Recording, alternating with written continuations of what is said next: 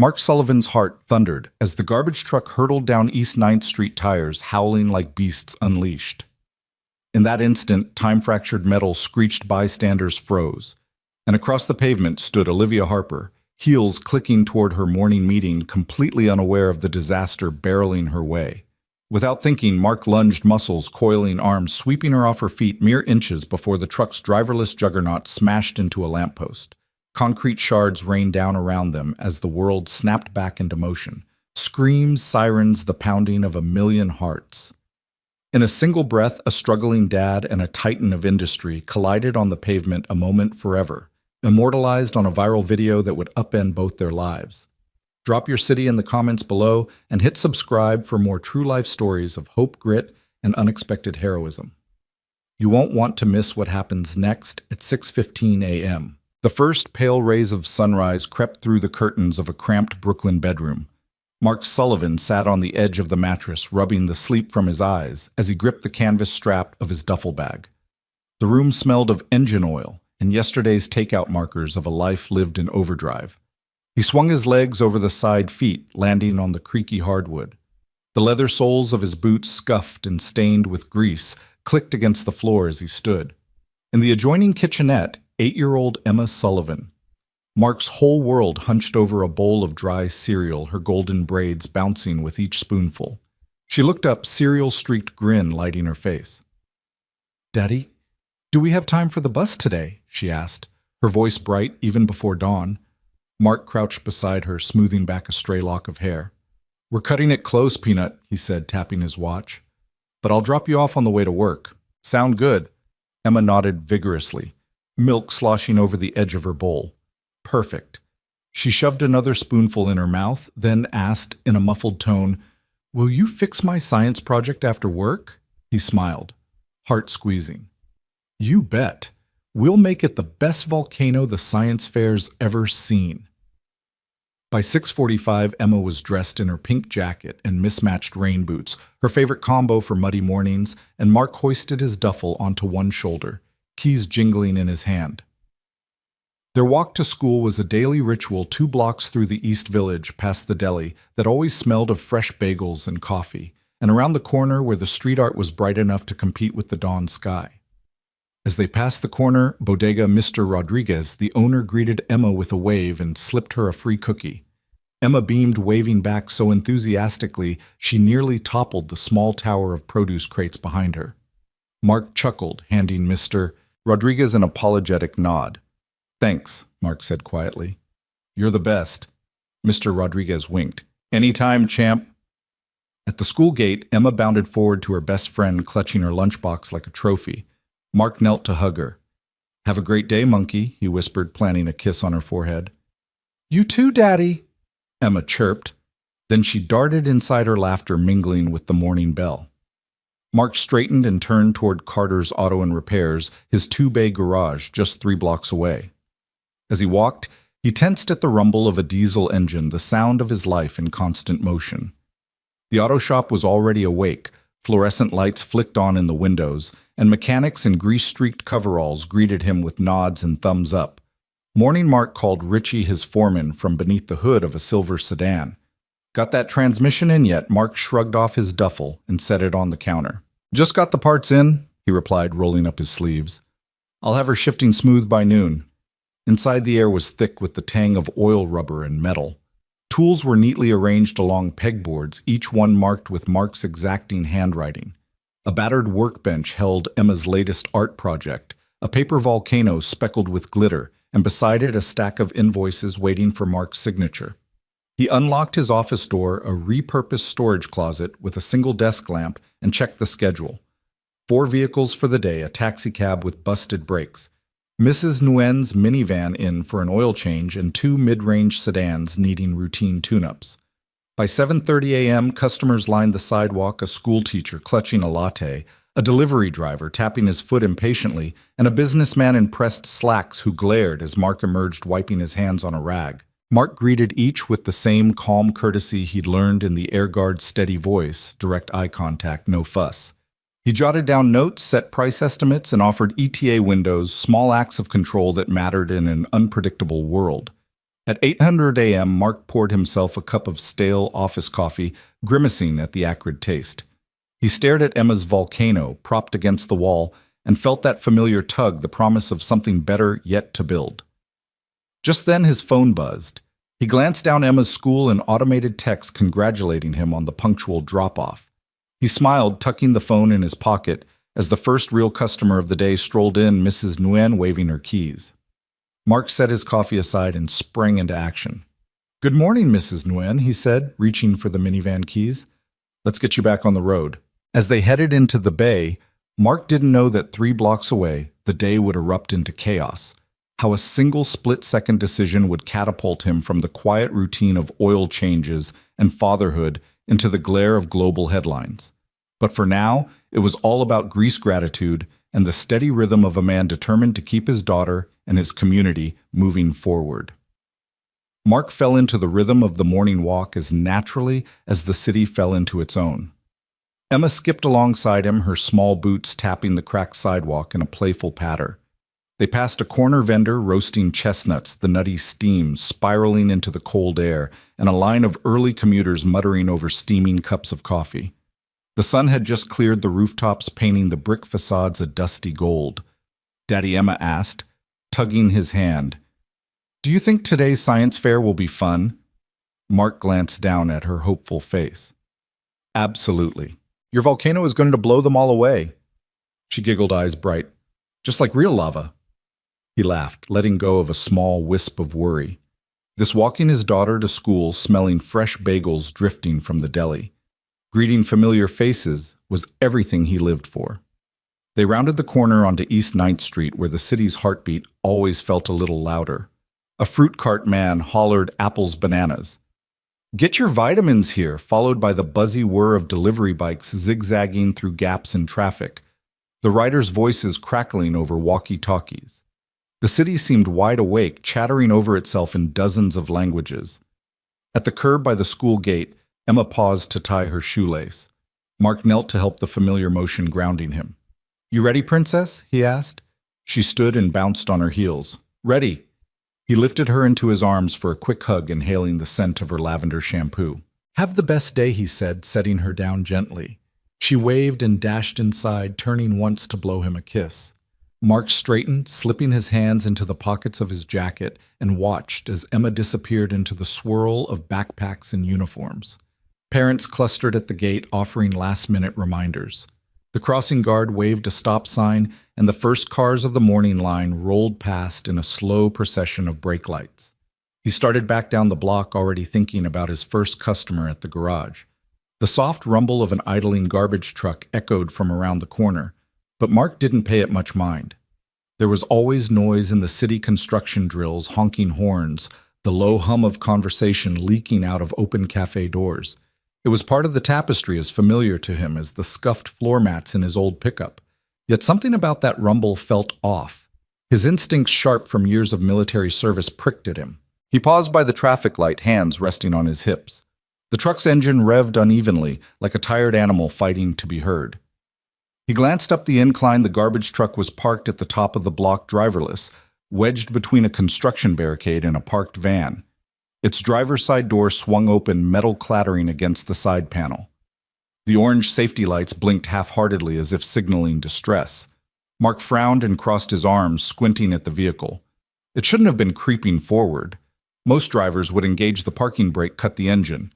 But this one's engine was alive, the truck inching down the hill as if drawn by gravity's silent pull. A cyclist in an orange vest swerved to avoid the van skidding to a stop. He cursed under his breath and flagged down a pedestrian, pointing at the truck now gathering speed. But no one shouted a warning. Pedestrians checked their phones. Delivery riders honked impatiently. Cars edged closer to the moving mass. Mark's heart rate ticked upward. He realized what was happening: a runaway. The garbage truck was rolling toward the school zone, straight down a hill, crowded with foot traffic. He didn't think. The years of training, of reacting under fire, snapped into place. He jogged toward the truck, weaving through slow-moving cars. A man on the sidewalk saw him and hollered, "Hey, watch out!" But Mark didn't glance back. Emma's face flashed in his mind, her tiny hand waving goodbye, the way she trusted him to keep her safe. He closed in on the truck's passenger side just as it lurched over a manhole cover, jolting violently. The driver's door flew wider, its window a jagged void. Mark reached for the handle, yanked the door open, and leapt onto the running board. The truck bucked under his weight, metal groaning. He braced one foot against the rear axle, knuckles white on the doorframe. Inside the cab was empty. The steering wheel oscillated aimlessly. The side mirrors vibrated with the truck's uncertain momentum. Mark yanked at the ignition switch. It was still on. He twisted the key, but the engine protested. There was no time for finesse. A screech of brakes echoed from cars behind. Horns blared. People finally looked up, eyes wide in panic. Mark scrambled through the open door, reaching for the wheel. He twisted it hard, hoping to angle the truck away from the crowded sidewalk. The tires gripped the asphalt, lurching the vehicle toward the center line. He shouted over the roar, even though no one could hear him. "Hold it! Hold it!" The truck yawed, scraping the side of a parked delivery van. Metal screeched, glass shattered, and the truck swung back toward the curb. Mark's arms strained against the wheel's stiffness. He threw his weight into it, pivoting the front end away from the school gate. By the time he forced the truck into a narrow alley, it had picked up too much speed to stop completely. The rear wheels clipped a chain-link fence. The fence buckled, the truck lurched into a stack of wooden pallets, which exploded in a cascade of splintered wood. Finally, with a jarring crash, the truck ground to a halt. Mark's lungs burned as he dragged himself from the cab, swaying with the residual motion. He heard the rush of feet on pavement, people rushing to see if he was hurt. Car horns blared triumphantly. Phones lifted, recording his silhouette against the twisted hulk. A woman in a white coat. Olivia Harper staggered into view, her heels scuffed, eyes locked on the truck's battered front. She looked smaller, fragile somehow, despite the power she must wield in boardrooms. Mark stepped forward and gently reached out, guiding her away from the wreckage. She turned to him, breathless, chest heaving. A single bead of sweat rolled down her temple, mingling with petrified relief. "Are you okay?" he asked, voice raw. Her eyes filled with tears. I think so. Thank you." He gave a quick nod, glancing back at the truck. "You should probably call someone." Her voice caught. You saved my life." A stranger's voice rose behind them. "That man's a hero." "Did you see that?" Mark waved a dismissive hand. "I'm just glad it stopped before anyone got hurt." Olivia grabbed his arm. "No," she said, urgency cutting through her shock. "You don't understand. You literally saved me from dying. I need to know who you are." He hesitated, then smiled weakly. "Name's Mark Sullivan. I fix engines, not egos." She looked at him like she'd never really seen him before, blue-collar jacket stained with grease, dark hair rumpled, eyes calm amid the storm. "Mark Sullivan," she repeated, committing it to memory. A small surge of gratitude boiled in him, relief too that Emma wouldn't grow up without a father. But the echo of tension still hummed in the air, a reminder that every calm had its cost. Mark glanced toward the school gate. Children were streaming out, clustering with parents. Emma's energetic wave cut through the crowd. Relief bloomed in his chest. He turned back to Olivia. "I should go," he said. "Got a little girl waiting." Her expression softened as she nodded. "Thank you," she said again, voice barely above a whisper. Mark stepped back, squeezing his shoulders loose, and made for the school. Heart still racing, the city's pulse settled once more into its normal cadence horns, and voices, footsteps, and laughter. But for Mark Sullivan and Olivia Harper, nothing would ever be quite the same. The garbage truck's engine thundered like a waking beast, echoing off the brick facades and glass windows. Its steel frame shuddered as it descended the slope of East 9th Street, unmanned and unstoppable. Tires screeched against asphalt split by potholes, sending shards of gravel spiraling into the air. From a block away, the mechanical roar sounded alien, a war machine masquerading as municipal utility. On the sidewalk, people froze mid-step. A cyclist skidded to a halt, yanking his brakes so hard his front wheel buckled.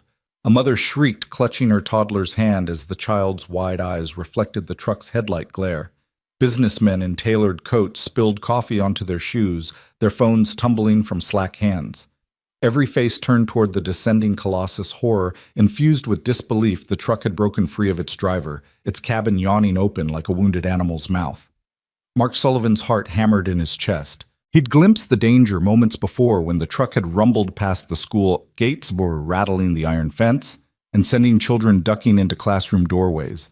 But now, as the vehicle climbed speed around the curve, it became a runaway bullet on wheels aimed squarely at the crowd just ahead. He tasted adrenaline on his tongue, sharp and electric. "Run!" someone screamed. It was a man's voice, raw with panic, but so many voices cried out that the word dissolved into a cacophonous howl. Cars pulled sideways into intersections, sending horns into frenzied protest. Pedestrians threw themselves onto building stoops.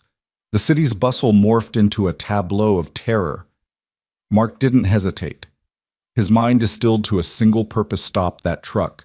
He pivoted on his heel, his scuffed boots finding purchase on the uneven pavement. He heard the truck's brakes straining against gravity, the metal protest too late. Sparks flicked from the undercarriage as it scraped a parked delivery van, the van's horn blaring in indignation before the truck lurched off again, crushed fender glinting. He glanced left and briefly saw Olivia Harper frozen like a statue, her white coat a stark contrast against the truck's grimy metal. Her heels clacked on the curb as she pivoted, eyes wide mouth open in a silent scream. She'd stood too close, transfixed by the chaos, ready to be swallowed by it. Time dilated for Mark. He saw her dark hair spill across her shoulders, glinting in the morning light, and felt his gut twist with urgency. He surged forward, his arms pumped at his sides, driving him past skidding cyclists and terrified parents. The roar filled his ears, eclipsing every other sound. He registered fragments of the scene: the fruit vendor's cart tumbling like dominoes, apples bouncing into gutters. A woman in neon leggings collapsing out of a delivery bike helmet rolling into the street. A taxi driver leaning on his horn so hard his knuckles went white. Mark's lungs burned, but he didn't slow. He cut through a gap between a parked SUV and a scaffold pole, flipping a passerby's newspaper into the air. The taste of dust and gasoline stung his nostrils as he sprinted across the cracked crosswalk, the white stripes blurred beneath his feet. An officer 3 blocks down blew his whistle, but the sound was swallowed by the truck's momentum. Within moments, Mark was under the truck's shadow. He decelerated only enough to gauge its speed, maybe 15 miles per hour, now fast enough to pulverize anything in its path, slow enough that human intervention might just succeed. The engine still roared, the cab's glass windshield vibrating under the strain. The side mirror on the passenger door swung like a pendulum, reflecting chaos back at the street. He planted his feet, braced himself. His military-trained mind cataloged every variable slope-angle tire trajectory speed distance to Olivia. He recognized that if he misjudged, if he caught even a centimeter of the tire with his shoulder, it would crush him. But to do nothing was unthinkable. He inhaled cold air flooding his lungs. The world narrowed, he, the truck, Olivia. The rest dissolved into peripheral blur. His right hand reached for the truck's passenger door handle, the chrome slick with grime. His left reached for Olivia, that frail figure about to become a casualty of circumstance. He calculated the arc: if he yanked her from the curb and slammed into the truck simultaneously, he could redirect its front wheels away from the crowd. The final yards closed in a breathless flash. Olivia's eyes met his for a heartbeat, wide and questioning. She tried to step back, but the roar pinned her feet. Mark's voice boomed, though he doubted she heard it. "Get back!" Then, propelled by will greater than any fear, he lunged. Mark's shoulder slammed into Olivia's side as he wrapped an arm around her waist, yanking them both toward the street. The truck's momentum shuddered against the doorframe beneath his palm. Metal groaned. The world lurched sideways as he spun his momentum, guiding them toward a sliver of open asphalt. Concrete met shoulder as Olivia tumbled from his arms. He followed her down, not protecting himself, but using his body as a buffer between her and the truck's massive front wheel. His legs collapsed under the force, his chest pressed against the cold ground. In that instant, the truck careened past them, a slanted shadow harboring disaster. The drag of its rear bumper scraped the pavement a foot from Mark's head. He felt the floorboards vibrate under his cheek. The tires thundered on, friction singing as the truck finally ground to a halt against a toppled lamppost. Silence crashed behind the roar. Mark lay for a moment, tasting asphalt in his mouth, chest heaving. He pushed himself up on trembling arms, heart pounding like a war drum. Olivia lay 50 feet away, sitting on the curb, her palm pressed to her cheek. She stared at him with eyes that shimmered in disbelief. He saw the tremor rippling across her coat, the small trail of blood on her forearm where concrete had grazed her skin. He scrambled to his feet, legs unsteady but determined. Pedestrians began to exhale, gasping the breath they'd held. Phones emerged, cameras clicked. A dozen hands reached toward Olivia, but Mark cut through the crowd in 2 strides, kneeling beside her. "Are you hurt?" he asked, voice rough as gravel. She blinked, dazed, then pressed her palm harder to her arm. I think I'm okay. You saved me." He ran a hand through sweat-damp hair, chest heaving. "You're going to be fine. Just take a breath." Her gaze flicked up, meeting his. Relief pooled in her eyes, and for a moment she seemed too fragile to speak. Then she whispered, "Mark, you saved my life." Mark nodded, suddenly aware of the blood trickling from a long gouge across his own forearm where shards of concrete had met him. Pain bloomed, but he barely felt it, another testament to the surge of adrenaline that had carried him here. Behind them, the truck's engine idled, as empty and defeated as the broken streetlight dangling overhead. Paramedics' sirens wailed in the distance, drawing closer. The crowd parted, creating a small corridor of respect. Olivia sat up, brushing grit from her coat. Mark rose beside her, offering his hand. She took it, standing unsteadily. Her high heels clicked across the rubble as she closed the gap between them, eyes never leaving his. "Thank you," she said again, voice stronger now. "Truly." Mark just nodded. He glanced at the gathering EMTs. "They're here. You should let them check you out." She hesitated, then gave a curt nod. As she turned to walk toward help, Mark watched her staggering steps. Then he looked up the hill at the school gate where Emma would soon pour out into the street. He glanced back at Olivia one more time, her white coat now smudged hair mussed, regaining her composure. No words passed between them, but in that mutual breathless silence something shifted. 2 lives separated by opportunity and circumstance had collided in chaos and forged a bond neither expected. Mark turned and jogged toward the school, every nerve alive with the knowledge that while he had saved one life, he had another to protect. His daughter's face flashed in his mind, the smile he promised he'd keep safe. With that promise burning in his chest, he broke into a sprint, racing through the stunned crowd and into the street. Mark's arms closed around Olivia Harper's waist like iron bands. Time stretched as he hauled her off the curb, twisting both of them away from the truck's lethal path. Concrete scraped his palms. Olivia's heels skidded against the rough pavement before she tumbled free and rolled onto her side. Mark used every ounce of strength left in his lungs and legs to shove her away from the monstrous grill, away from the spinning wheels that bore down like a freight train. The garbage truck screamed past them, the deafening roar of its engine a tune for the usual city symphony. Its momentum carried it into a battered lamppost just feet from where Mark and Olivia had lain. Metal groaned as the lamppost bent, sheer steel buckling under the assault. Sparks flew from the collision, sending a shower of orange fireflies across the cracked asphalt. The truck ground against the lamppost in a violent embrace before shuddering to a halt, the front end wedged at an impossible angle. Then, as if released from some cosmic tension, it fell silent. For a heartbeat, the world held its breath. There were no honking cars, no shouting vendors, no squealing bike tires. The only sound was the ragged panting of Mark and the distant babble of water dripping from the ruptured garbage can's hydraulic arm. Then a single gasp echoed down the street, followed by another, and soon a ripple of exhalations coursed through the onlookers. Olivia lay on her side, coat sleeves scraped her hand pressed to the concrete where she'd hit the ground. Her dark hair fans out in the dust, and her eyes, those cool, measured eyes that normally commanded boardrooms, were wide with raw astonishment. She blinked, trying to make sense of the nightmare that had just veered into a miracle. Mark dropped to one knee beside her, heart pounding so hard he thought it might burst from his chest. He reached out, brushing grit from Olivia's shoulder. "Olivia, you all right?" His voice, rough and thunderous against the sudden hush, seemed to belong to someone else, someone forged in fire. She pressed her palm to his wrist, steadying herself. I think so," she whispered, voice trembling between shock and relief. You saved me." Mark scanned her for injuries, the reddening scrape on her forearm, a bruise blossoming near her ribs where the turn of his body had shifted her weight. "Stay still for a sec," he said, his gaze flicking to a rising hum of sirens. Help's coming. Just take a deep breath. He offered her a small half grin, even as his vision blurred with adrenaline and relief. Across the street, the first EMTs arrived, two paramedics vaulting out of their ambulance with medical packs in hand. They sprinted toward Olivia and Mark, weaving through a crowd, now packed in tight rings of horror and wonder. The lead paramedic knelt beside Olivia, asking calm, clipped questions as he unzipped his bag for sterile wipes and gauze.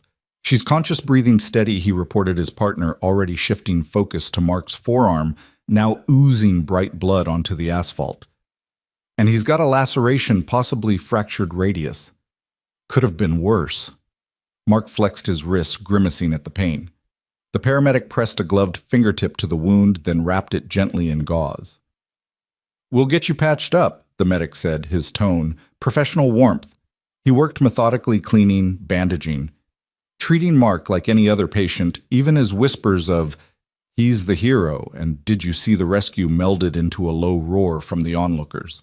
Nearby, a uniformed officer held back the crowd with one arm outstretched, his other hand on his radio. "Keep back, folks. Let the medics through." But the barrier was feeble. People leaned in, phones raised, recording the aftermath. A young woman wept openly. A businessman dabbed his brow jaw slack with gratitude.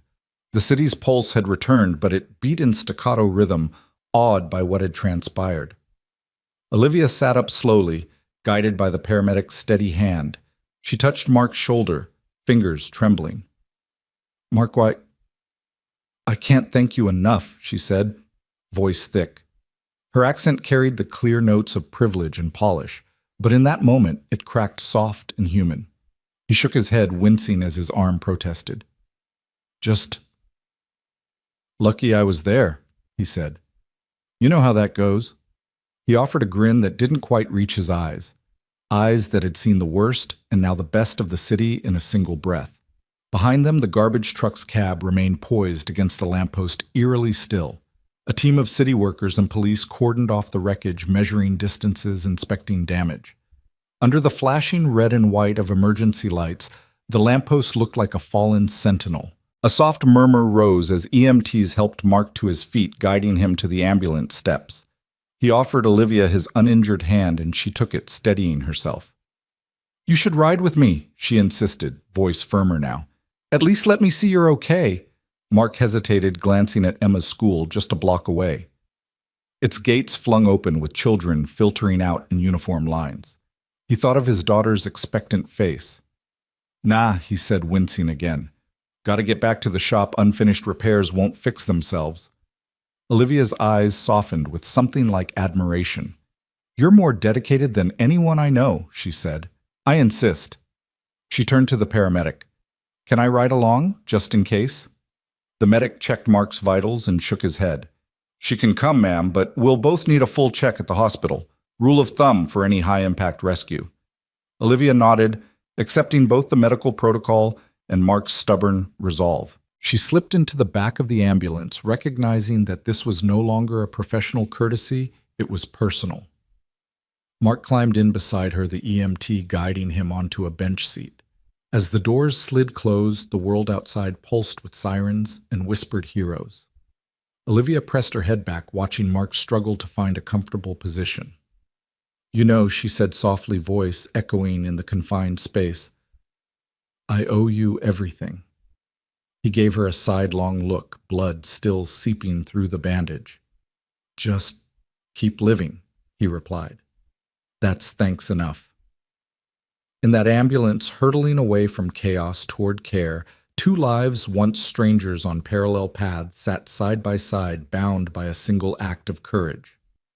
And as the vehicle's red lights carved halos on the city walls, Olivia Harper reached over and squeezed Mark's bandaged hand, an unspoken pledge passing between them in a world of rushed goodbyes. Theirs would be a connection neither would ever forget. The roar of the truck's crash faded into a ringing silence, broken only by the distant wail of sirens. Olivia Harper remained on her side chest, heaving as paramedics hovered above her. She felt the world tilt, her silk blouse dampening with dust and blood, and it took every ounce of her composure to push herself up from the pavement. The concrete scraped at her palms, but she barely felt it. All she could see was the man who'd collapsed in front of her. Mark Sullivan lay on one knee, eyes closed, wrapped in his own pain. His forearm gushed bright red beneath the paramedic's gauze, and yet his gaze never left Olivia. Even as EMTs urged him to lie back, he fought to rise as if some invisible tether bound them in that moment. Olivia's breath caught. He was risking everything, his safety, his dignity, to make sure she was alive. Slowly, and with the air of someone trembling on the edge of a vertigo, Olivia pressed her fingers to the scrape on her sleeve. The warmth under her fingertips startled her. She tasted copper on her tongue. The varnish of control she wielded so effortlessly in boardrooms shattered, replaced by raw shock. "He's hurt," she whispered, voice brittle. A paramedic knelt beside her, pulling her gently away from the wreckage. "Ma'am, let us get you out of the street. You're stable, but we need to check you at the hospital." His voice was professional, but underneath Olivia heard urgency. He glanced at Mark, then relayed quietly, "He's conscious, but needs care. We'll both ride together." Olivia nodded numbly and let him guide her to the ambulance. She could barely focus on the concrete beneath her feet. Her kaleidoscope of heels, her designer coat, even the crispness of her tailored blouse felt absurd here, scattered among shattered glass and twisted metal. Behind her shouts of hero, and wasn't that the CEO, swirled through the crowd. Mark rose unsteadily to his feet, propped by his paramedic. Emma Sullivan. Mark's 7-year-old daughter burst through the gathering crowd in a school uniform too big for her frame. Her ponytail bobbed as she ran, face-pale eyes wide with a child's unfiltered panic. "Daddy?" she cried, slipping through the perimeter of bystanders and kneeling beside him before an EMT could intervene. "Daddy, are you okay?" The paramedic's hand on Emma's shoulder guided her back a little, but Mark gently took his daughter's hand and squeezed it with trembling fingers. "I'm fine, sweetheart," he managed, voice thick. Emma's small hand looked impossibly fragile, clasped in his. "I just wanted to make sure someone kept you safe." All at once, Olivia Harper saw the knot of family that Mark fought to protect. She realized this blue-collar stranger, the man who rarely asked her name, risked his life not to save a CEO, but to save another parent's child, another family's world. Tears stung her eyes. She pressed a knuckle to her cheek, dabbing at the moisture she refused to show. No billionaire rescue doctor could replicate this moment. No corporate strategy could manufacture this courage. The paramedic ushered her onto a stretcher, and as she lay back, Olivia's gaze locked on Mark's profile, strong jaw dusted with stubble. Calloused hands wrapped around Emma's, eyes feral with disbelief and relief. She tested the strength behind her own panting breath. "Wait," she rasped to the medic. He paused mid-strap. "Sir," she called out to Mark, voice cracking. "Sir, thank you." Mark looked up at her, confusion wrinkling his brow. Around them, the city's pulse resumed. A phone camera clicked, tires screeched a distant honk of a car horn. Yet in the ambulance's shifting light, time had paused for these three souls. Emma leaned close, voice small. "Daddy, can we ride with her?" "She helped you." The paramedic exchanged a glance with his partner and nodded. "We'll get you both settled," he said. "Let's keep you close." "Okay?"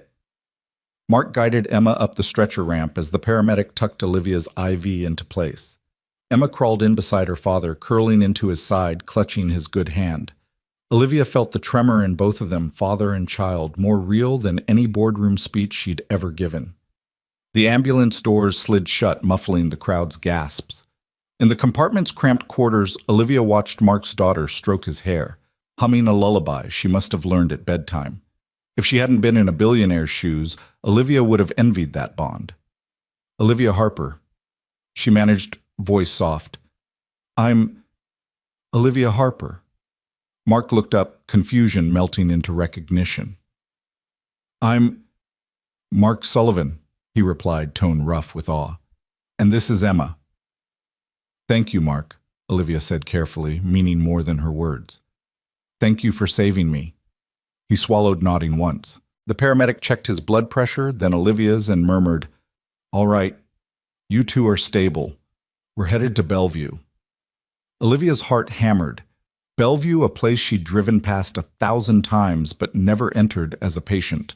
She closed her eyes and let the world tilt beneath those red flashing lights. Emma, clinging to her father's sleeve, whispered, I'm proud of you, Daddy. His chest tightened. Hey, he said in a voice that might have carried echoes of war zones where his heart had seen darker days. You're my hero every day. Olivia blinked, surprised by the sweetness of that exchange. She glanced at Emma's sketchbook perched on the seat rail. Simple drawings of family stick-figure hearts, and a figure in coveralls holding a child's hand. Emma's world revolved around her father's strength. Olivia could see it in every careful line. The ambulance rattled through the city streets' lights, dancing across their faces. Olivia found herself reaching out, brushing a fingertip against Mark's arm. He tensed, but didn't pull away. Do you need anything? She asked, voice vulnerable. He shook his head. Just get better, he said wryly. Emma and I need to go home. A smile flickered across Olivia's blood-stained lips. I'd like that, she said. I'd like to thank you properly. Mark's gaze softened with something like relief. I'm not much for dinners, he admitted, but I owe you. The paramedic gave them a knowing look. Don't worry about payment, he said, packing away his instruments. Heroes ride free. Laughter bubbled through the tension, and even Emma giggled, poking Mark's shoulder. You're a hero, she teased. You get all the free rides. The tension in the ambulance eased into something like hope. Olivia stared at the emergency doors at the world beyond that would greet them with questions, cameras, and endless speculation. But here, confined by rushing walls and pulsing lights, she saw only what truly mattered. A man, his daughter, and the fragile thread that bound them in the face of disaster. And in that shared space of shock and recognition, Olivia Harper, Billionaire, CEO, knew that her life had been rewritten not by strategy or shareholder votes, but by the quiet, unvarnished humanity of a single dad named Mark Sullivan. The cell phone trembled in the bystander's hand as the garbage truck barreled past. With a single instinctual sweep, Mark Sullivan had hurled Olivia Harper clear of the metal beast, and the entire world was watching. By dawn, the footage of that split-second act had been shared, reshared, remixed, memed, and dissected across every platform imaginable. On every screen, from Brooklyn subway cars to Wall Street trading floors, Mechanic Dad Saves Billionaire played on loop. Mark woke before sunrise to the glow of his own phone, the notifications flashing like warning lights, videos, tweets, articles. He squinted at the headline scroll. Blue-collar hero, just a dad, now a legend. Mechanic's quick thinking spares CEO's life. Sullivan goes viral. All hail Dad. His garage phone rang off the hook with media inquiries. None of them welcome. Emma, still half asleep on the couch, peeked at her father's strained face. Daddy, why is everyone calling you a hero? He forced a soft smile. Guess I did something right, kiddo. He squeezed her hand before slipping downstairs to brew coffee, heart pounding as he scrolled through streams of praise and confusion. Mark was used to customers asking for affordable oil changes, not invitations to late-night talk shows. And he certainly wasn't prepared for strangers calling him inspirational or the embodiment of ordinary courage. In his grease-stained hoodie, he felt anything but. Meanwhile, in a high-rise penthouse on Park Avenue, Olivia Harper sat at her floor-to-ceiling windows, the sprawling city far below. She'd spent her life bending steel through boardroom decisions, but nothing had ever felt as fragile as her own mortality in that single moment. Now, as the first rays of sunlight crept across the skyline, her phone buzzed incessantly on the glass coffee table alerts about profiles tagging her shares of the video links to interviews where people speculated about the poor man's version of Superman.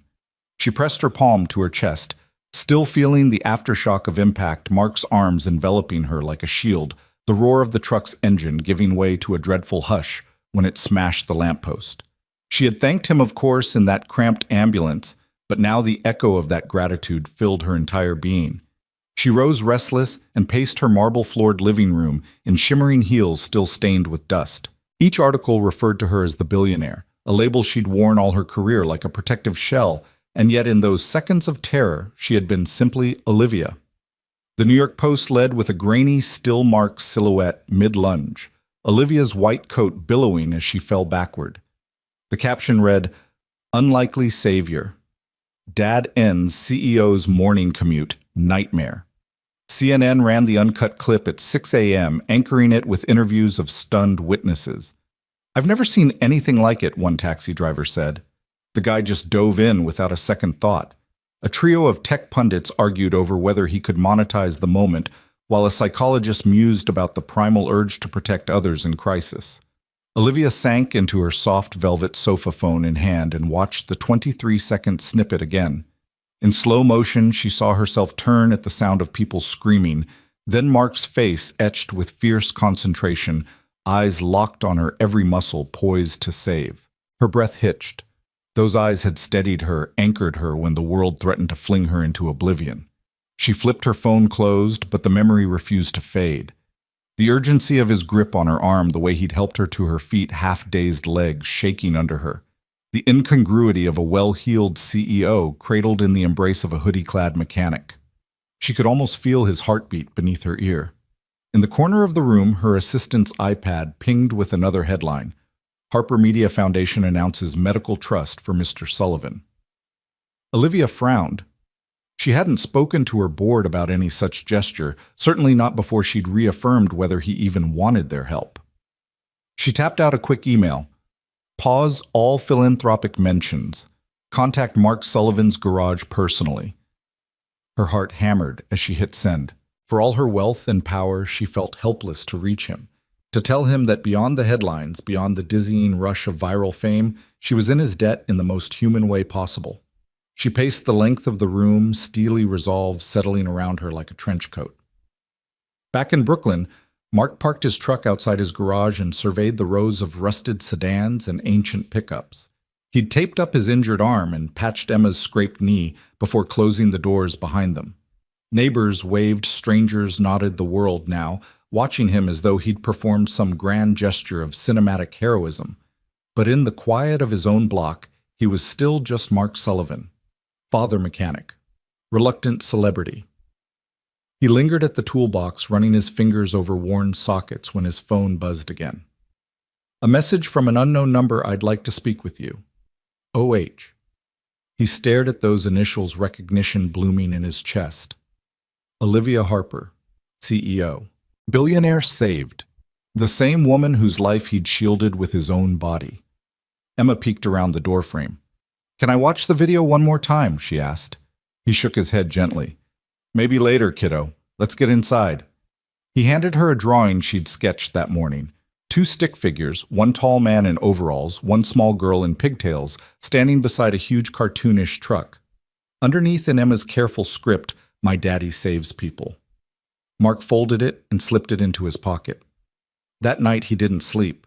His mind rewound that morning over and over. He'd acted on instinct, yes, but instinct born of decades of discipline, of having lived through moments when hesitation killed men on distant runways. He knew that in 2 heartbeats he'd make the difference between life and death. The same could not be said of his own future. At 9 p.m., his phone rang. He recognized the number, Olivia's office. He silenced the ringer and let it go to voicemail. A soft tone, then her steady voice. Mr. Sullivan. This is Olivia Harper. I owe you more than my life. Please, call me at this number when you can. Thank you. Mark sat up. Emma stirred in the next room. He exhaled, then dialed. Miss Harper, it's Mark. Thank you for calling, she said, voice low but unwavering. I want to make sure you and Emma are okay, and apologize for how this has blown up. You don't owe me anything, but I'd like to offer some help if you'll let me. He closed his eyes. I appreciate that, he said slowly. But I don't need charity. I'm not asking to give you charity, she replied, and he heard the gentle click of her closing a door. I'd like to meet you in person. No cameras, no press. Just a thank you dinner, my treat. He leaned back in his chair, the weight of the world suddenly feeling a little lighter. All right, he said after a moment. But nothing fancy. My favorite diner on East 9th. Diner it is, she agreed. Tomorrow at 6. Please be there. He hung up, stared at the phone, and realized something, that his life had changed irrevocably, but for the first time in a long time he felt hopeful. The gratitude he'd half expected to swallow him alive now offered him a chance to rewrite his story on his own terms. As Mark stood and stretched, he felt Emma's sleepy head on his shoulder. She yawned. He scooped her into his arms and carried her upstairs. In the quiet hallway he paused and pressed the photo of her drawing to his heart. Downstairs through the front window of the garage, the last glow of streetlights fell on his toolbox, silent witnesses to the ordinary miracles he performed every day. And tomorrow night, he thought with a cautious smile, maybe he'd add something new. The story of a dinner with a billionaire who had the courage to call him by name. That night, as Brooklyn slept under a blanket of distant sirens and city hum, both Mark Sullivan and Olivia Harper found themselves on the brink of a new chapter, one neither of them had ever scripted, but both of them were determined to write together. The sun was climbing over the rooftops by the time Olivia Harper pulled her compact sedan up to Carter's Auto and Salvage. The neon open sign flickered in the dusty window, the garage door half rolled, revealing the cavernous space beyond engines piled on pallets, tool carts, parked like battle wagons, and the tang of motor oil hanging in the air. She hesitated at the threshold, smoothing the edges of her trench coat, willing herself to step into a world that looked nothing like the chrome and glass platforms she commanded. Inside, Mark Sullivan was bent over the open hood of an old Ford pickup, his dark hair tousled, sleeves rolled to the elbow, forearms streaked with grease. He didn't look up when the door chimed, but the sharp click of her heels on concrete echoed through the shop, and he straightened with a slow swivel. "Ms. Harper," he said, voice rough around the edges, but there was no mistaking the surprise in his tone. He wiped a hand on a rag and extended it. "I didn't expect you'd actually come." "Call me Olivia," she replied, stepping further inside. Her heels clicked across a puddle of oil, and she glanced down, wincing. "I realized that dinner at the diner might be too public." He nodded toward the picnic table she'd arranged under flickering fluorescent tubes yesterday, still folded by the back wall. "Makes sense." She tucked her purse under her arm and surveyed the space. A battered workbench, a pegboard of tools in neat rows, a whiteboard scrawled with engine schematics, and half-erased troubleshooting notes. None of it felt staged. It was the real thing. "I wanted to find you here," she said, voice catching on the word. Wanted, not demanded, not assumed. "I needed to see where you work." Mark's dark eyes flickered with something unreadable. "Most people don't." He gestured at the pickup. "This one's got a leaky fuel line and a bulky distributor. Emma calls it her trusty old friend." He glanced toward the office door where Emma's laughter sank in through the glass. "She's around back." "Can I meet her?" Olivia asked, surprising them both and herself. He hesitated, then nodded. "She'll be happy to see you." He led her past rows of vehicles, a 1982 Toyota Corolla with half its battery cables removed, a beat-up minivan with a Kids Ride Free sticker peeling off the rear window, and opened a side door to a small break area where Emma sat coloring at a low table. "Hi, Emma." Olivia crouched beside the girl, who looked up in wide-eyed wonder. "I'm Olivia Harper." Emma's hair was in two messy braids, her jumper belt buckled askew. She held up a crayon sketch of a giant truck and a stick figure. "You're the lady my daddy saved," she announced proudly. Olivia inhaled a laugh. "That's me." She reached out, smoothing a stray curl behind Emma's ear. "Thank you for letting me meet you." Emma's grin was huge. "He's very brave." She hopped off her stool. "Come see my drawing." "Absolutely." Olivia followed her back into the main bay, stepping carefully around a weld spark on a workbench. Mark lingered, wiping his hands. When Emma scurried ahead, he turned to Olivia. "I'm still not sure why you came," he said quietly. Olivia studied the ridges in his palm, the calluses forming a pattern like topographic lines. "Because I needed to leave my towers for something real." She drew in a breath. "Because, Mark, I want to give you more than dinner. I want to give you the tools to rebuild your dreams." He cocked his head. "My dreams?" She smiled, straightening. "You walked away from aerospace, left behind your patents, your career. You said you did it to protect your daughter. But I've seen what you can build, and I'd like you to build with me on my team on my new R&D initiative." Mark's jaw clenched. He ran a hand through his hair. "Olivia." Emma tugged on his pant leg. "Daddy, look." She thrust her drawing forward, a sleek blue and white plane with Olivia at the controls and Mark waving from beneath, holding Emma in one arm. The caption read, "Pilot Dad and CEO Lady Flying Together." Olivia's eyes glistened. "That's beautiful." To Mark she said, She has a gift for seeing what matters even when the world looks the other way. I think she drew exactly what you and I could be. Mark knelt brushing Emma's curls. You're something else, kiddo. Then to Olivia, I don't know if I can go back. You don't have to, she answered, stepping closer. You can go forward. She picked up a long wrench from the pegboard, balanced it in her hands. Here, start here. Help me design the first prototype.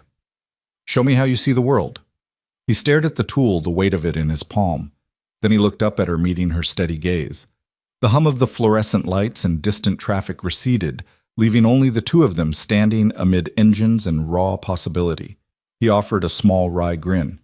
All right, where do we begin? Her relief flickered into a radiant smile. Right here, she tapped the workbench. Blueprints come out of your mind. Let's start sketching. They cleared a space, pulled down a roll of butcher paper, and spread it across the surface. Mark grabbed a pencil. Olivia fetched a ruler. Emma perched on a crate, watching them draw the outlines of a new chapter. As the afternoon light slanted in through dusty windows, their lines intertwined metallic curves, air intakes, open cockpits. Under Mark's steady hand and Olivia's visionary eye, a partnership took shape, one built on grease and gratitude, powered by connection and second chances. And for the first time since that morning's accident, Mark Sullivan felt his heart lift, his garage no longer a sanctuary of the past, but the launch pad for everything that lay ahead. Steam curled from the checkerboard tabletop as the waitress set down 3 thick milkshakes, vanilla for Emma, chocolate for Mark, and a perfect swirl of strawberry for Olivia. The diner's neon open 24 hours sign flickered through rain-spattered windows, painting the red vinyl booths in warm pulses. The scent of frying onions and grilled beef lingered in the air, mixing with the dull hum of fluorescent lights overhead. It was the kind of place where time slowed, where secrets found a way of surfacing between bites of cheeseburger and sips of frothy sweetness. Mark leaned forward, his forearms resting on the formica. Around him lay the detritus of diner dining, a plate with 2 half-eaten burgers, crumpled napkins, and a small dish of pickles. Emma was perched on the edge of her seat, hugging her milkshake like a trophy. Olivia sat opposite them, her tailored coat draped over the booth behind her eyes, bright with curiosity. So Olivia began stirring her strawberry shake with a plastic straw. You really do make everything from scratch here. She nodded toward the kitchen door where the cook's silhouette flickered in and out. Mark shrugged, a half smile forming. Our secret is low expectations and high-heat grills. He dipped his fries back into ketchup, then paused. But honestly, everything tastes better when you haven't got a million shareholders sniffing around. Emma snorted, orange milkshake mustache and all. Daddy always says if you cook for the heart, the stomach will follow. Olivia laughed, and the sound felt like sunlight breaking through clouds. That's a great line. Mind if I borrow it? Feel free, Mark said, his gaze drifting to Emma. He caught Olivia's eye and nodded, as if saying, She's my North Star. Then he turned back to his daughter. You want to tell Ms. Harper about your art project this weekend? Emma's eyes lit up. We're painting rainbows on community center walls. She bounced with excitement. Ms. Lopez said colors chase away bad days. Olivia reached over and gently ruffled Emma's hair. That sounds wonderful, Emma. I'd love to help. Emma beamed and turned back to her shake, humming with pride. Mark watched this exchange, the protective set of his jaw softening. After a moment, he took a deep breath and looked at Olivia, his expression more vulnerable than she'd ever seen. You wanted to hear stories, he said quietly. Well, I guess it's time I told you one. Olivia leaned forward, placing her hands on the edge of the table. I'm all ears. Mark swallowed and studied the swirling bits of whipped cream on his straw. Before Emma was born, I was an air guard mechanic. I spent years in hangars checking engines and running missions nobody remembers. It was what I knew, what I lived for. He paused. Then my wife Sarah, she got sick. We thought it was a minor surgery, but the hospital machines misread her scans as routine. By the time someone realized it was cancer, it was too late. She died on an operating table. He looked up, eyes wet. Emma stirred beside him, concerned. Daddy? He forced a smile. It's okay, Emma. It's just sometimes machines fail the people who trust them most. He met Olivia's gaze, raw and honest. I walked away from all of it after that. No more hangars, no more sky, just this garage. and my girl." Olivia reached across the table and placed a hand over his. "I'm so sorry, Mark. No one should have to carry that." He squeezed her hand gently, then let go and rested his chin on his folded arms. "What about you? You said you lost someone too." Olivia exhaled the memory, pressing in. She took a shaky sip of milkshake and nodded. "My mother, she was my biggest supporter, my fiercest advocate. I started this company because of her belief in me, but I got so wrapped up in growth and margins that I forgot who I was doing it for. When I almost died yesterday, I realized I'd lost more than my footing. I'd lost my compass." Mark's brow furrowed. "And now," Olivia said, setting down her straw, "I need to rebuild that compass with people who remind me what really matters." She glanced at Emma, whose pink-stained lips curved in mischief. "I need to remember how to feel something other than deadlines and boardrooms." Emma hopped down to yawn. "I'm beat." She reached for both parents' hands. "Can we go home and watch cartoons?" "Of course," Mark said, his voice cracking with tenderness. He stood and scooped Emma into his arms, her small arms wrapping around his neck. Olivia rose as well, slipping into her coat. The trio made for the door, leaving coins propped on the ketchup bottle for the check. Outside, raindrops danced on the pavement, turning city lights into glittering halos. Mark pulled Emma's hood up then and offered his other hand to Olivia. She accepted it without hesitation, stepping close under his umbrella. Their shoulders brushed, and in that moment nothing else existed. No viral videos, no corporate titles, just two people tethered by shared loss and newfound hope. Emma's sleepy voice drifted between them. "I'm happy your friend's coming to my art project." Olivia looked down at her, smiling softly. "Me too, Emma. Me too." Mark glanced at Olivia, his grip tightening ever so lightly. "Thank you for listening, for caring." She met his eyes, the neon glow of the diner sign reflecting in her own. "Thank you for letting me in. I think we're just getting started." And as they walked into the night, father-daughter and CEO turned friend, there was a sense that in this small act of shared confessions over diner burgers and milkshakes, they had forged a bond strong enough to power whatever came next. The neon buzz of the diner sign hummed overhead as Mark polished off the last of his fries, the checkered tabletop now littered with napkins and half-empty milkshake glasses. Outside, the rain had eased to a steady drizzle, soft enough to be forgotten, but persistent enough to remind them that the world beyond this booth still paused on the edge of chaos.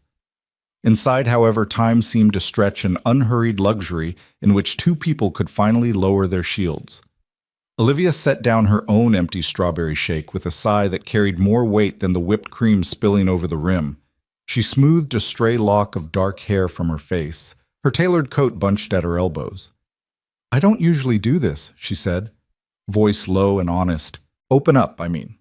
In boardrooms, I learned early that vulnerability is weakness. You stay poised, detached. You never let anyone see the cracks." Mark studied her profile, the flicker of neon painting her cheekbones in gentle pinks and blues.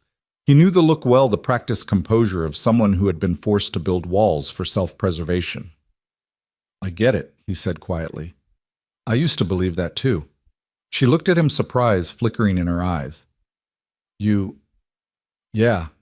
He leaned back against the vinyl, folding his arms as if bracing himself for the confession. "I was an aerospace mechanic, before all this." He gestured around the diner as if that greasy, humble world were as foreign to him as a distant planet. "I worked on C-130s for the Air Guard. Pre-flight checks, engine overhauls, the whole 9 yards. I was good proud even.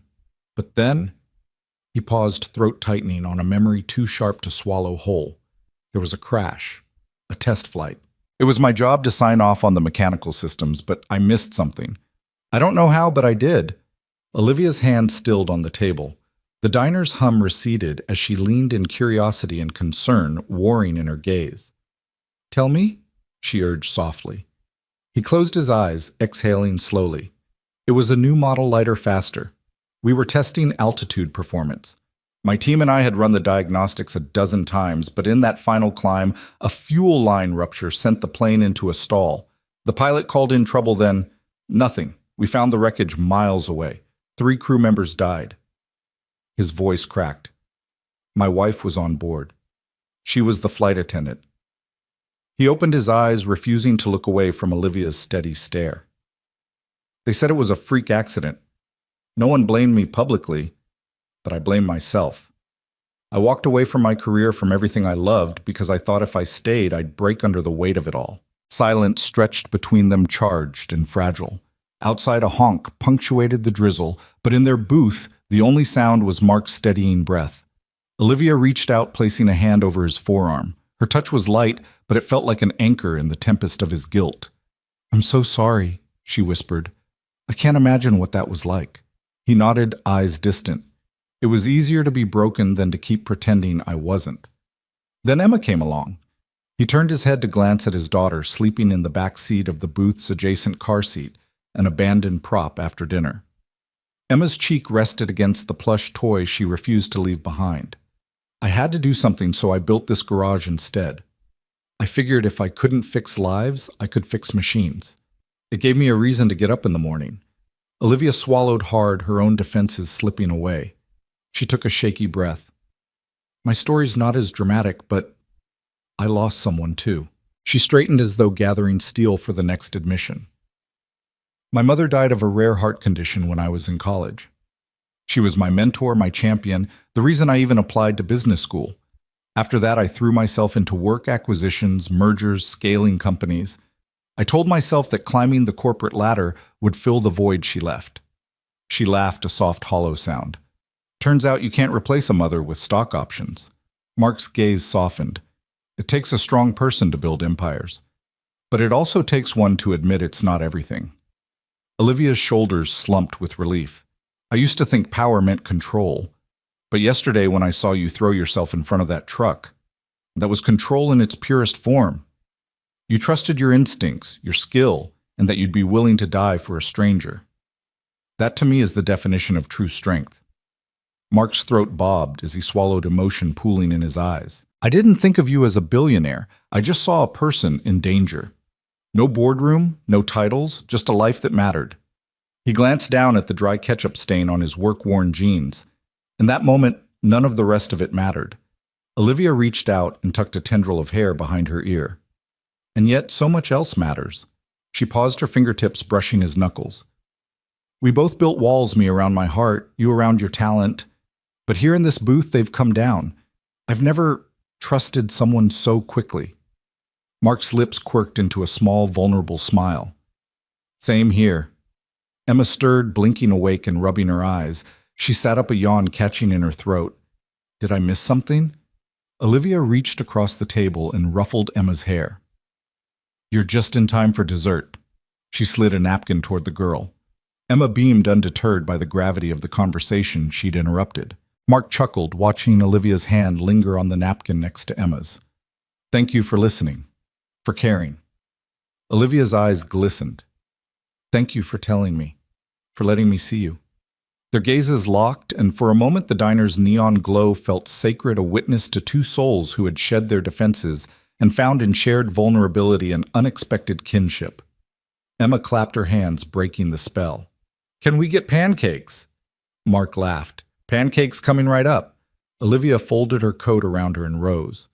"Don't let me keep you. I'll order at the counter." She offered Mark a nod that carried gratitude and hope. Mark stood, sweeping Emma into his arms. "Stay," he said softly, voice thick with feeling. "I'm not ready for this conversation to end." Olivia paused, then stepped back into the booth's glow.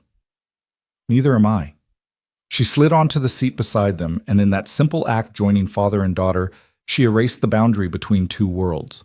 The waitress returned, pen poised over the check.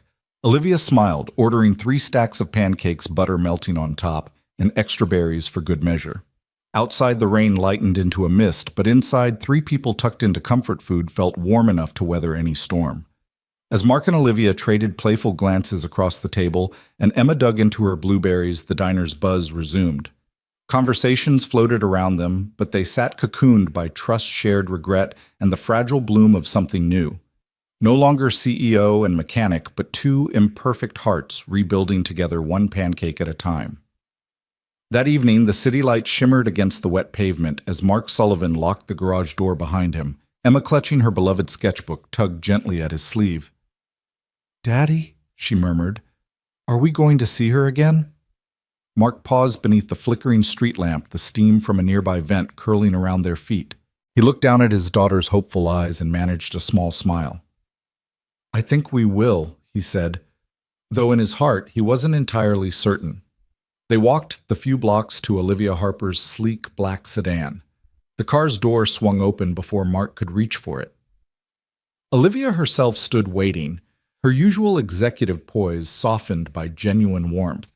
Emma hopped in, tossing Mark a bright grin, and slid into the back seat. Mark settled beside Emma, wincing slightly as the leather stretched against his grease-stained jeans. Olivia slipped behind the wheel, the hum of the engine a steady undercurrent to her thoughtful silence. Finally she spoke. Mark, I owe you more than I can ever express. She began, her voice low enough that only he could hear. Emma craned her neck to catch her mother's eyes in the rearview mirror, but Olivia kept her gaze forward as though steeling herself for what came next. I've been thinking about what you said in the diner, that the world needs places built on heart, not just profit, and I want to help build that place. Mark swallowed against the lump in his throat. He hadn't forgiven himself for the Vega 7 accident, hadn't even dared imagine a path back into engineering, let alone a place in the corporate world. Olivia continued, turning onto the avenue that led to her headquarters' gleaming towers. I'm launching a new division at Harper Innovations. It's dedicated to ethical technology, sustainable propulsion, transparent AI protocols, safety-first design. Essentially, it's everything I wish I'd built years ago. I want you to lead it. She glanced at him as if searching his face for a flicker of reaction. Mark's mind raced with doubts. What if it was another boardroom gambit? What if Harper Innovations was just using him as a PR stunt? But Emma's voice cut through his swirl of uncertainty. Daddy, can we work with her? She asked sweetly, eyes wide in the reflection of the streetlights. Mark wrapped an arm around her heart, constricting at her trust in him. Olivia parked beneath the tower's canopy. The drop-off was silent except for the lyrics of a soft jazz tune playing on the car stereo. No pressure, she said quietly. Think of it as an invitation, not an obligation. She cut the engine, and the sudden hush felt cavernous. Mark stared at the dashboard, at the mirrored reflection of a man he hardly recognized anymore, scarred, hesitant, but perhaps ready. He cleared his throat. I don't know if I can go back, he admitted, voice rough. I walked away once because I thought I'd never forgive myself. I don't want to step into a world that nearly destroyed me. Olivia nodded, stepping out of the car. Emma followed suit, taking Olivia's hand and bouncing on her toes. Mr. Sullivan. Please, Emma chirped. You said you'd show me rockets. Mark looked down at Emma, his resolve softening at her eager face. Olivia reached into her coat pocket and pulled out a slim tablet. She tapped it, and a schematic flickered to life between them, a blueprint of a compact electric engine annotated with hand-drawn notes and safety margins. This is our first project, she said, holding it out to Mark. It's obviously still rough, but this concept could revolutionize short-haul flight. I want you to refine it, perfect it, and lead the team that brings it to life. Mark took the tablet, fingers brushing against hers. The neon glow from the tower above lit the blueprint in spectral blues and greens. He studied the lines, traced a fuel cell node, felt his old engineer's mind waking from a long slumber. The weight of the proposal pressed against him, not just a job, but a chance at redemption, a chance to protect lives through better design rather than burying guilt beneath rusted metal and faded tool marks. He raised his eyes to Olivia's expectant face. You really want me, he said, voice barely above a whisper. I need you, she corrected softly. You see the human side of this. You know what happens when systems forget the people they serve. I've built empires, but without someone like you, they can fail in the most dangerous ways. She reached out, placing a hand on his shoulder. I believe in you, Mark. And if you believe in me, we can build something no one will ever regret. Mark closed his eyes and inhaled deeply. Emma tugging gently on his sleeve. When he opened them, the man reflected in the tablet's glossy screen looked back at him with a flicker of hope. He extended a hand toward Olivia. All right, he said, voice steady. I'll do it. Olivia's smile was bright enough to rival the tower's lights. Emma clapped her hands, her laughter a clear bell in the night air.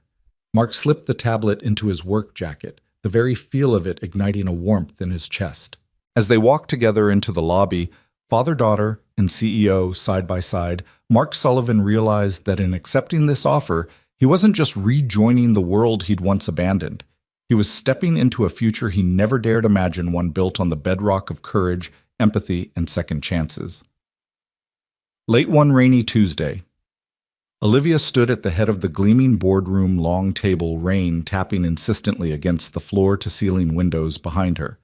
The board members, each with immaculate power suits and carefully neutral expressions, hovered at the edge of their seats, papers rustling like nervous whispers. She took a breath, feeling the weight of every pair of eyes trained on her. Beside her, Mark Sullivan shifted, clutching a stack of folders, overflowing with internal memos and safety reports. This was more than a meeting. It was a reckoning. Olivia cleared her throat. "Thank you all for coming on such short notice," she began, voice steady despite the tremor she felt inside. "You've seen the headlines. Jake Carter." She paused, giving Mark a nod, "has brought forward evidence of systematic cover-ups in the Vega 7 project. We have the original safety memos that were blacklisted. We have record of suppressed tests. And we have a responsibility not just to our shareholders, but to every life that could be at risk to correct these wrongs." A hush fell. Jonathan Miles. The board's longtime chair narrowed his eyes. "You're suggesting we hand over proprietary documents to regulators? This could destroy our partnerships, tank our stock, expose us to billions in liability." His tone was low but edged with steel. It was the same tight fear Olivia saw in many boardrooms, a fear of loss over the pursuit of truth. Mark stepped forward, voice unwavering. "Yes. Because if we don't, more people could die. I lived through the aftermath of Vega 7. I lost everything. My wife, my career, because corporations chose profit over people. You can protect your balance sheets, or you can protect the public. You can't do both." He set the memos on the polished oak table, letting the gravity of each folder speak for itself. Murmurs rippled through the room.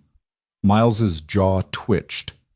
"You knew the stakes when you signed the NDA," he said. "We have legal obligations to protect company confidentiality." Olivia raised a hand. "We signed a greater obligation when we put safety first into our mission statement.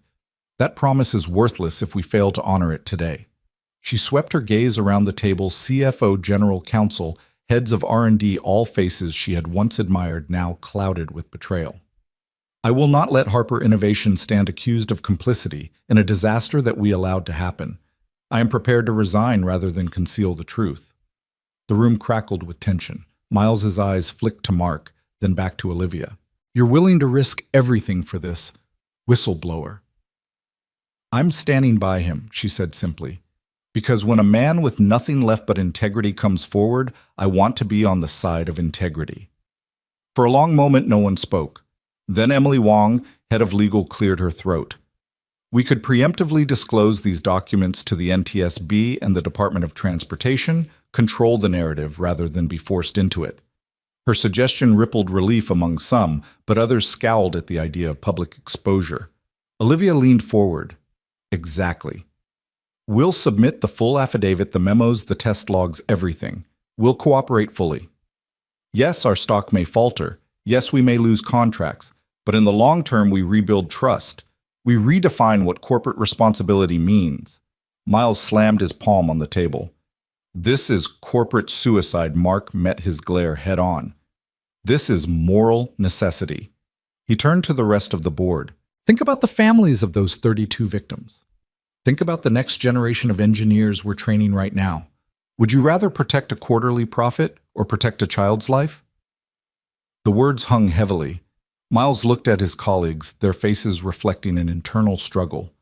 One by one, they shifted in their chairs, glancing at the folders that lay open on the table. Olivia's voice softened but remained firm. "I'm asking you to choose, do we hide behind legal shields or do we step into the light? Because I promise you this, the regulators will get these documents eventually. The public deserves to know we acted responsibly, not too late." After what felt like an hour, the room broke. Jonathan Miles sighed, shoulders slumping. "Very well," he said. "We'll authorize full disclosure, but we proceed carefully. We'll prepare a press release with our timeline, our cooperation plan, and our commitment to safety improvements. We'll manage the fallout." A reluctant chorus of assent followed. Olivia allowed herself a small, grateful smile. She looked at Mark, who nodded back with quiet pride. They had won this battle, but the war for public trust had just begun. Within 24 hours, Harper Innovations filed an unprecedented submission over 1,000 pages of internal documents accompanied by Mark's affidavit. News outlets exploded with coverage. Headlines ranged from CEO's brave stand to Billionaire Bite's corporate hand. Social media buzzed as survivors' families and aviation experts weighed in.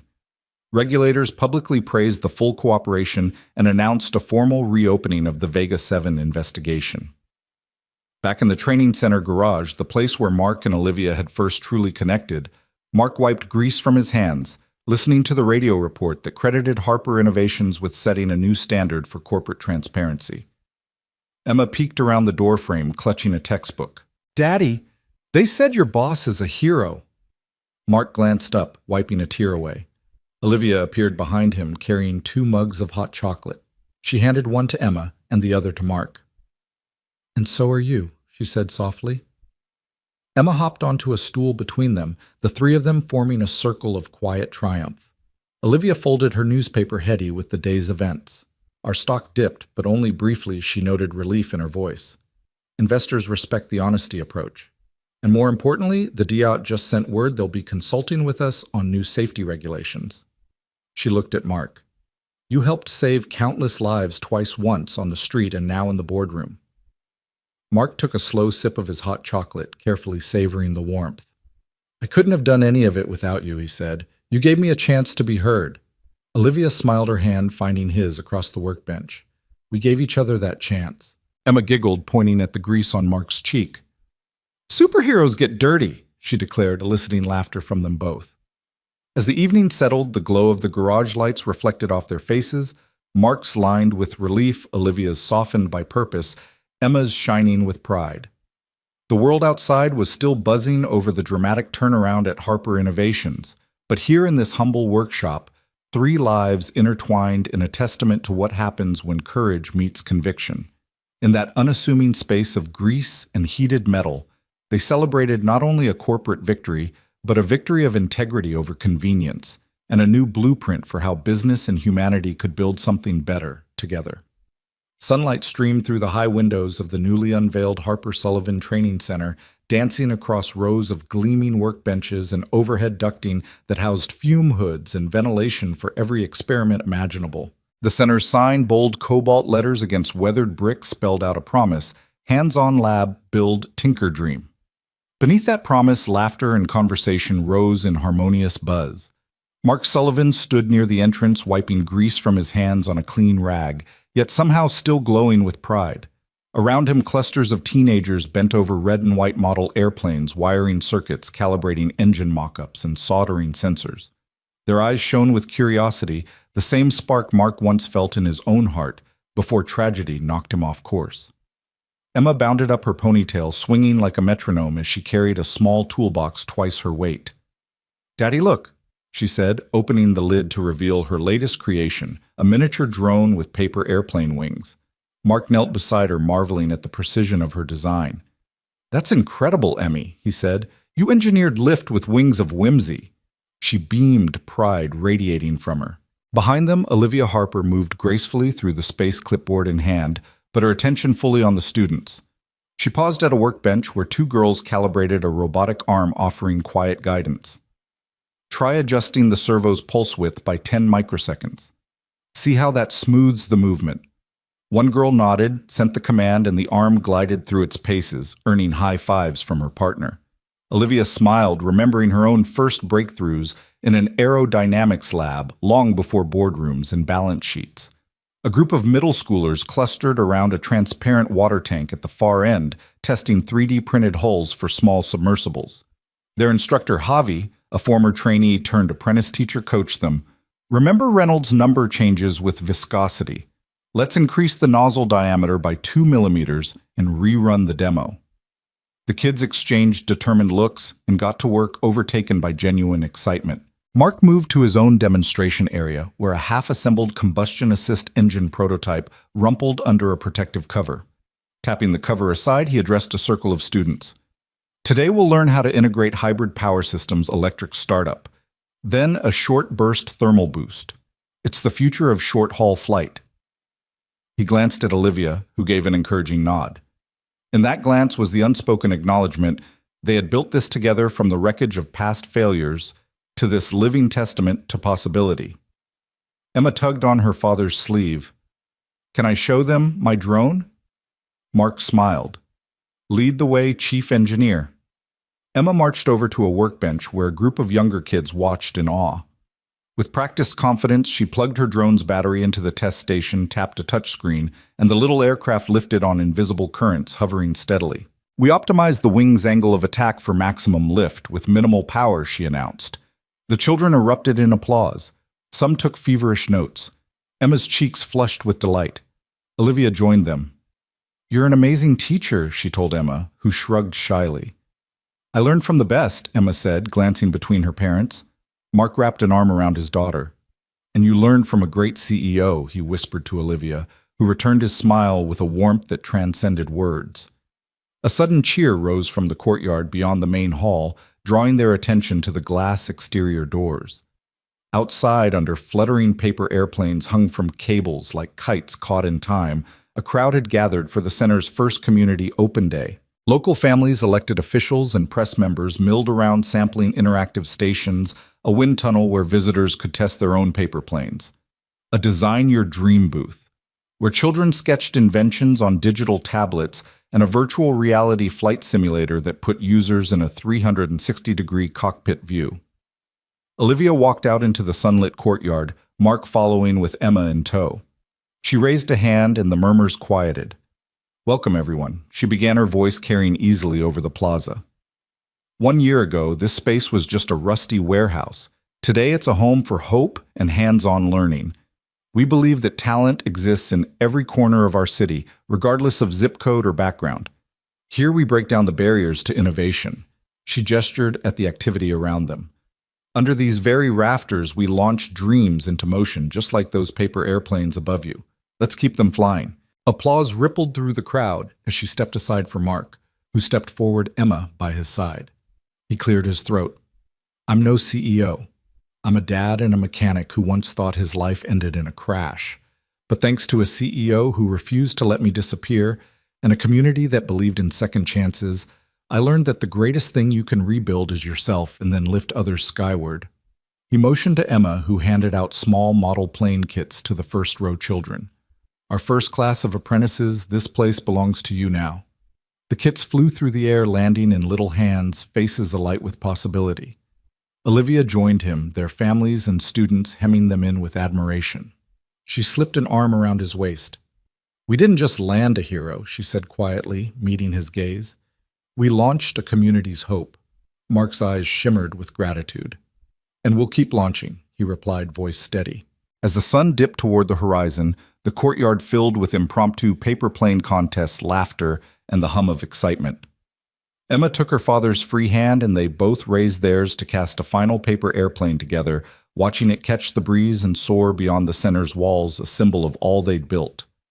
Around them, the Harper Sullivan Training Center stood as proof that from acts of courage and unexpected partnerships, entire worlds can be lifted, one hopeful soul at a time.